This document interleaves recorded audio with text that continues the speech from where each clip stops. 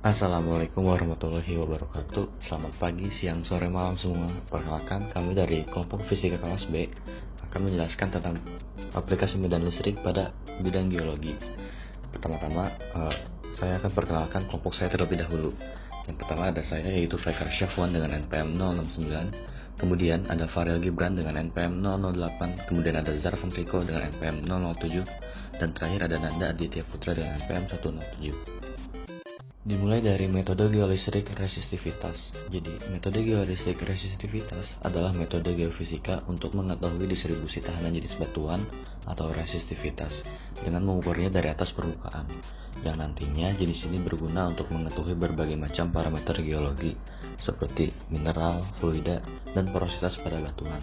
Karena resistivitas batuan tergantung pada porositas batuan, fluida, dan juga kandungan lempung. Secara singkat, metode geolistrik resistivitas berarti metode geofisika yang dapat digunakan untuk meneliti suatu batuan berdasarkan sifat kelistrikan batuan. Konsep dasar dari metode geolistrik adalah hukum Ohm yang menyatakan bahwa beda potensial yang timbul di ujung-ujung suatu medium berbanding lurus dengan arus listrik yang mengalir dan berbanding lurus juga dengan resistansi. Dan tahanan listrik berbanding lurus dengan panjang medium dan berbanding terbalik dengan luas penampangnya.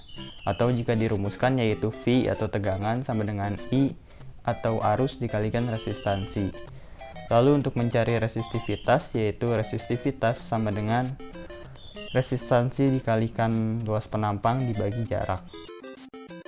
Untuk penggunaannya yaitu dengan menginjeksikan dua buah elektroda arus sehingga akan mengalirkan arus ke dalam bumi dan akan membentuk medan ekuipotensial. Kemudian beda potensial diukur dengan menggunakan dua elektroda potensial yang ditancapkan di antara dua elektroda arus tersebut dengan jarak tertentu. Jarak-jarak antar elektroda potensial disimbolkan dengan R1, R2, dan seterusnya. Untuk perhitungan resistivitasnya sendiri, resistivitas sama dengan konstanta dikalikan beda potensial dibagi arus dengan konstanta yaitu 2V dibagi 1 per R1 dikurangi 1 per R2 dikurangi 1 per R3 dikurangi 1 per R4. Ada beberapa bentuk konfigurasi elektroda dalam eksplorasi geolistrik dengan faktor geometri yang berbeda-beda. Yang pertama adalah ada konfigurasi Wiener, di mana elektroda potensial berada di antara dua elektroda arus dan jarak antar masing-masing elektrodanya itu sama. Jadi C1 jarak antar C1 ke P1, P1 ke P2, P2 ke C2 itu sama. Selanjutnya ada konfigurasi Schlumberger di mana hampir sama-sama konfigurasi Wiener, hanya saja elektroda arusnya dibentangkan dengan jarak yang lebih besar. Lalu ada konfigurasi pol-pol di mana elektroda single arus dan single potensial yang diletakkan dengan jarak A, lalu dua elektroda lainnya dipasang dengan jarak yang sangat jauh. Lalu ada konfigurasi dipol-dipol. Konfigurasi dipol-dipol antara elektroda arus dan potensial diletakkan terpisah atau berbeda sisi dengan jarak antar elektrodanya sama.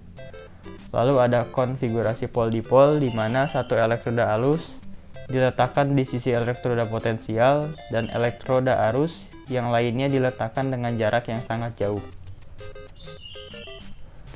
Masing-masing konfigurasi memiliki kelebihan dan kekurangan baik ditinjau dari efektivitas dan efisiensinya.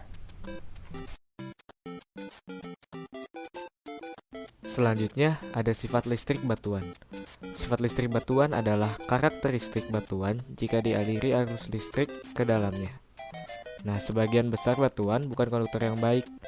Salah satu contohnya adalah konduksi elektronik, yaitu di mana ini adalah elektron bebas. Yang kedua, kondisi elektrolitik, yaitu ion.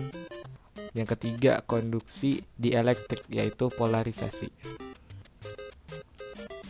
Lalu adalah penggolongan batuan berdasarkan resistivitas. Yang pertama ada konduktor yaitu 10⁻⁸ kurang dari pi kurang dari 1 ohm.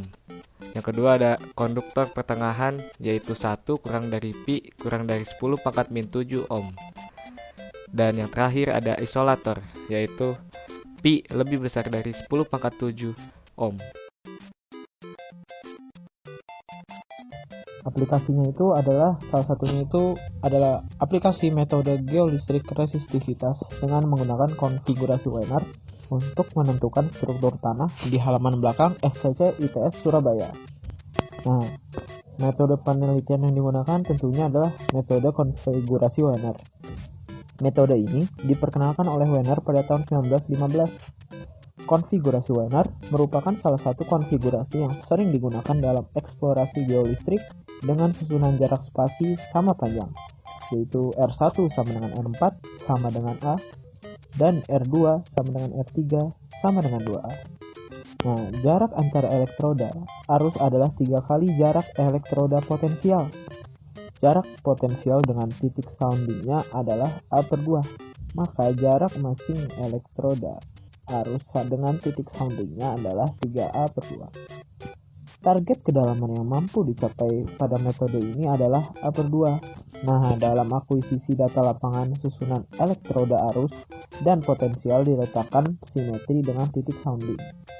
Nah, hasil yang didapatkan adalah setelah data pengukuran dan perhitungan didapatkan, kemudian dilakukan inversi 2 dimensi dengan menggunakan metode optimasi least square dan least square nonlinear yang ada pada software RES2 DIN.